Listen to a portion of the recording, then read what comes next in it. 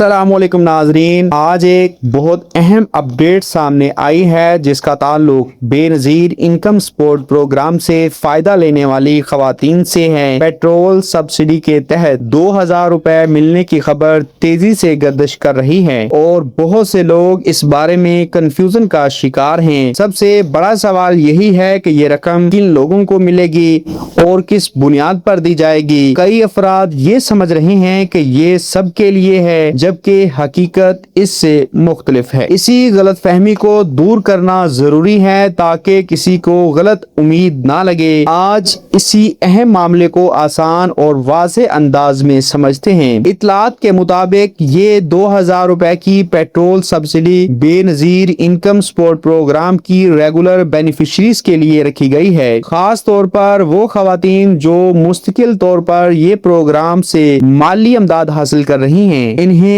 اس سہولت میں شامل کیا جا سکتا ہے۔ اس کا مقصد مہنگائی کے دور میں روزمرہ سفر کے اخراجات میں کچھ آسانی دینا ہے، خاص طور پر وہ گھرانے جو محدود آمدن رکھتے ہیں۔ ان کے لیے یہ مدد اہم ثابت ہو سکتی ہے، لیکن یہاں ایک اہم شرط بھی سامنے آئی ہے جسے نظر انداز نہیں کرنا چاہیے۔ صرف پروگرام میں شامل ہونا کافی نہیں ہے، کچھ اضافی تصدیق بھی ضروری ہو سکتی ہے۔ اہم بات یہ بتائی جا رہی ہے کہ جن خواتین یا خاندانوں کے نام پر موٹر سائیکل رجسٹرڈ ہے، ان کی جانچ زیادہ توجہ سے کی جائے گی۔ اس کا مطلب یہ نہیں کہ صرف موٹر سائیکل رکھنے والوں کو رقم ملے گی، بلکہ رجسٹریشن کا ریکارڈ تصدیق کے عمل کا حصہ بن سکتا ہے۔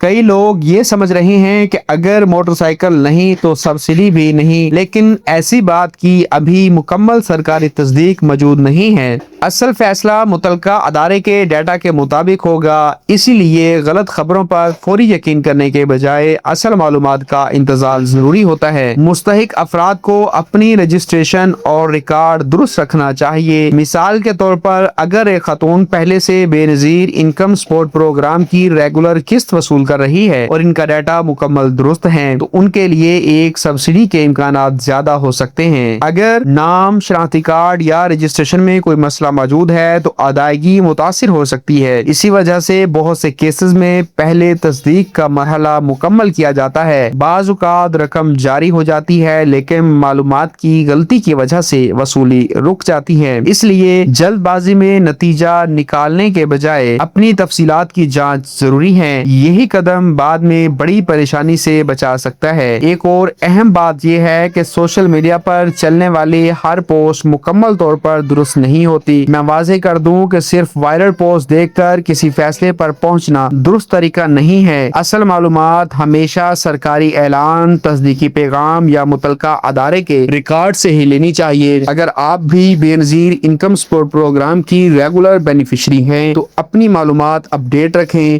اور غیر مصدقہ خبروں سے بچیں۔ یہ ویڈیو مفید لگی ہو تو اسے لائک کریں، دوسروں تک شیئر کریں تاکہ درست معلومات پہنچ سکے۔ چینل کو سبسکرائب کریں اور نوٹیفیکیشن آن رکھیں تاکہ ہر نئی اہم اپڈیٹ آپ تک وقت پر پہنچتے رہے۔ اجازت دیجیے، اللہ حافظ۔